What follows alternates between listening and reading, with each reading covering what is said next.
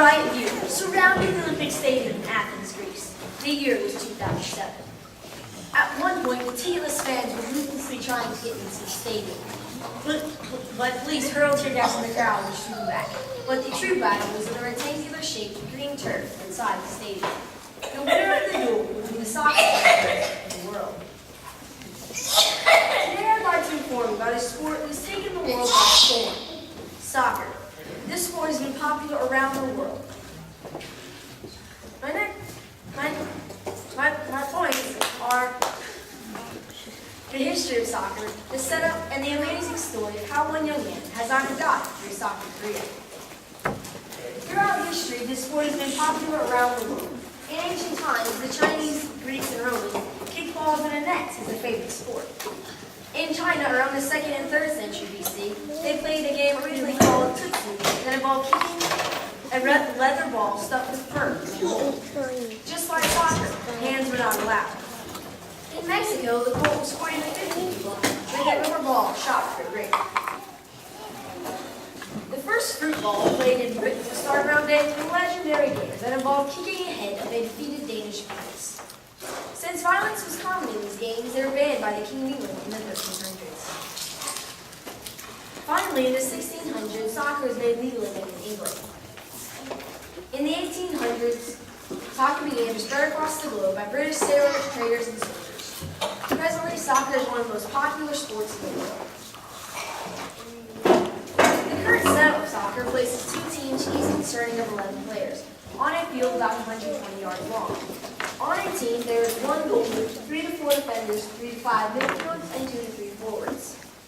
The goalie is the person that protects the goal and is the only person that can touch the ball with his hands, as long as he is inside the penalty box.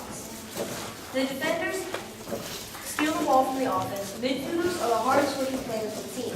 They are both offense and defense. Forwards are constantly trying to score.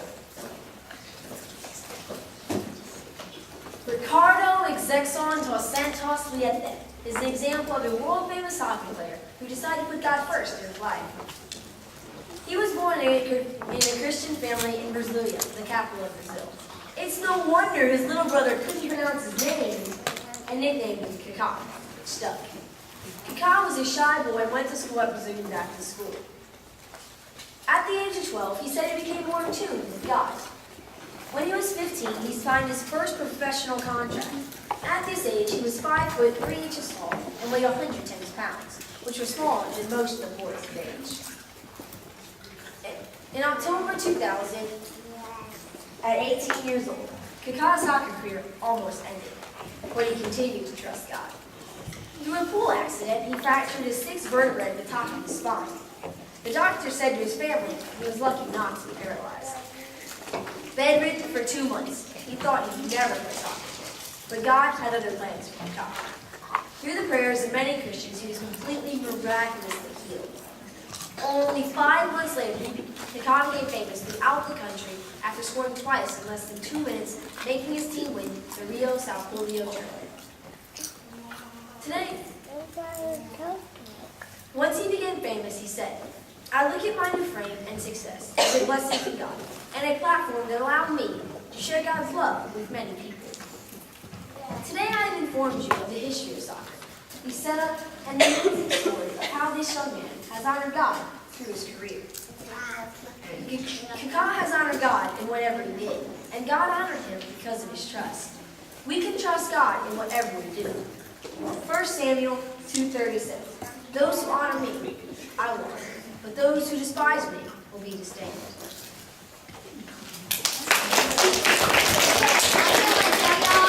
In YSG 1, you had to critique 3 speeches, just verbally. And so, right now, if you can write down Joseph's name in your YSG 1 book, on that page,